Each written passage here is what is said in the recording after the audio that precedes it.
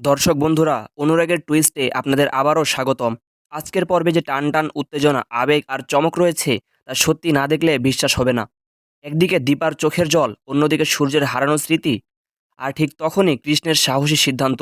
উর্মি আর কুন্তলার বুকে বাজছে বিষাক্ত ঝড়ের মতো। আজকের দিনটি যেন গল্পের মোড় ঘুরিয়ে দেওয়ার মতো। তাই একটুও স্কিপ না করে পুরো ভিডিওটা মন দিয়ে দেখো। কারণ আজকের পর্বের পর কারণ আজকের পর্বে অনেক প্রশ্নের উত্তর মিলবে। আবার অনেক অজানা রহস্য উকি দেবে আজকের পর্বে। তাহলে আর দেরি না করে চলো শুরু করা যাক আজকের পর্বের পুরো গল্প।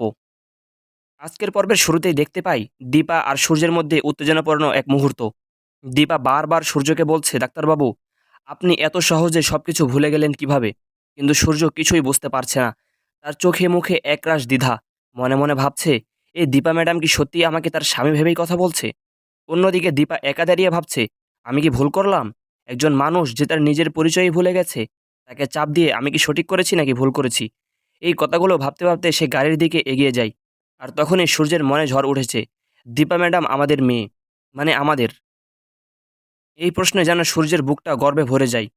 সূর্য যখন গাড়িতে সূর্য যখন বাড়িতে ফিরে আসে তখন তার মুখে একটা অন্যরকম খুশি। গুনগুন করে গান গাইছে, যেন তার হৃদয়ের রঙের খেলা চলছে। কিন্তু তখনই উর্মি আর সোনা এসে প্রশ্নবাণে জর্জরিত করে তাকে, তুমি কোথায় ছিলে?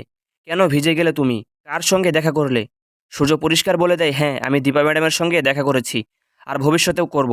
আমি কার সঙ্গে কথা বলবো সেটা আমার ব্যক্তিগত ব্যাপার। তখন উর্মি ওষুধ খাওয়াতে এলে সূর্য একেবারে রেগে যায়।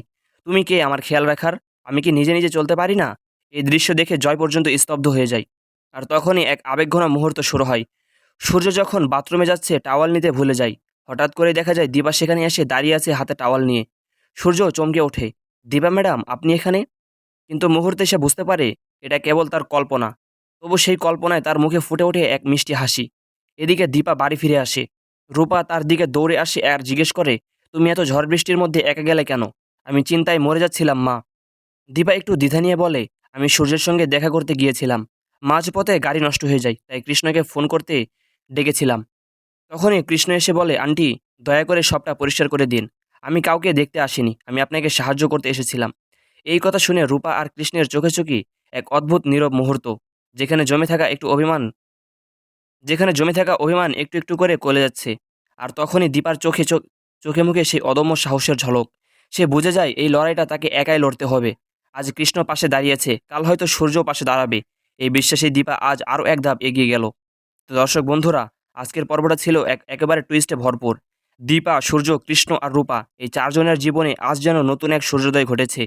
কিন্তু উর্মি ও কুন্তলা কি চুপ করে বসে থাকবে, নাকি আবার নতুন কোনো চক্রান্ত শুরু করবে? সব প্রশ্নের উত্তর পেতে চোখ রাখুন আমাদের চ্যানেল অনুরাগের টুইস্টে।